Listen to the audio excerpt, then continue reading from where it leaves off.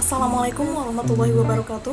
Perkenalkan, nama saya Rahmadelia Putri dengan NIM 210911079 dari kelas A Fakultas Hukum Universitas Riau. Dibuatnya video ini yaitu guna untuk memenuhi tugas sosiologi hukum yang dipegang oleh Bapak David Ramadan. Pembahasan pertama yaitu mengenai pendekatan sosiologi hukum yang terbagi menjadi dua, yaitu ada pendekatan hukum normatif, positivistik, legalistik, dan formalistik. Pendekatan ini melihat hukum sebagai bangunan norma yang harus dipahami sesuai dengan bunyi undang-undang atau peraturan yang tertulis. Dan yang kedua yaitu pendekatan hukum empiris, sosiologis, realistis, dan konteks sosial. Pendekatan ini melihat hukum sebagai salah satu bangunan sosial atau social institution yang tidak terlepas dari bangunan sosial lainnya.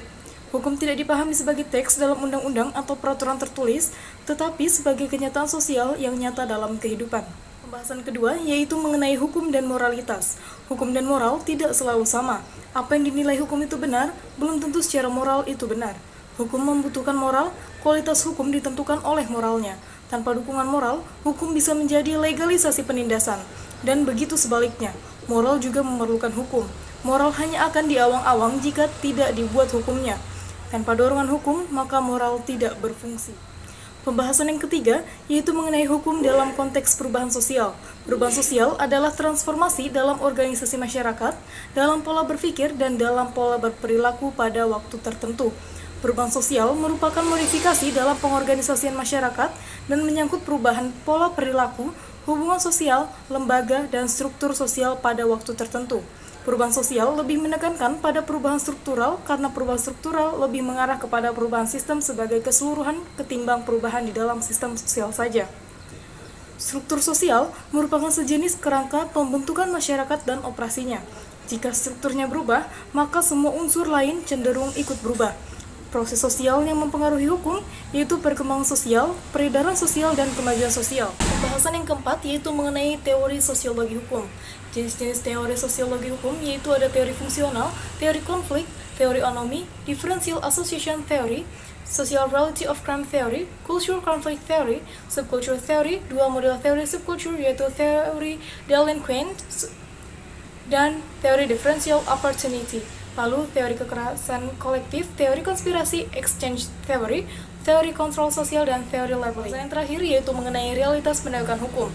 Sebagaimana diketahui, penegakan hukum bukan hanya dilakukan oleh aparat penegak hukum saja, manakala telah terjadi pelanggaran terhadap norma hukum.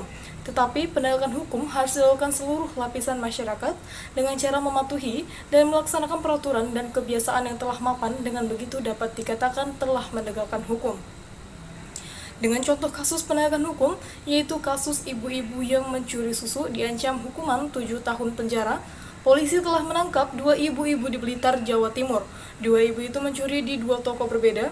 Keduanya yang tengah mendekam di tahanan dijerat pasal 363 KUHP dengan ancaman hukuman penjara 7 tahun. Sebelumnya pelaku memberikan keterangan bahwa demi mencukupi kebutuhan keluarga dikarenakan suaminya yang tengah sakit, ia terpaksa mencuri untuk memenuhi kebutuhan hidup keluarganya. Kasus tersebut memunculkan ketidakadilan dalam penegakan hukum karena di sini memperlihatkan adanya hukum yang tajam ke bawah dan tumpul ke atas.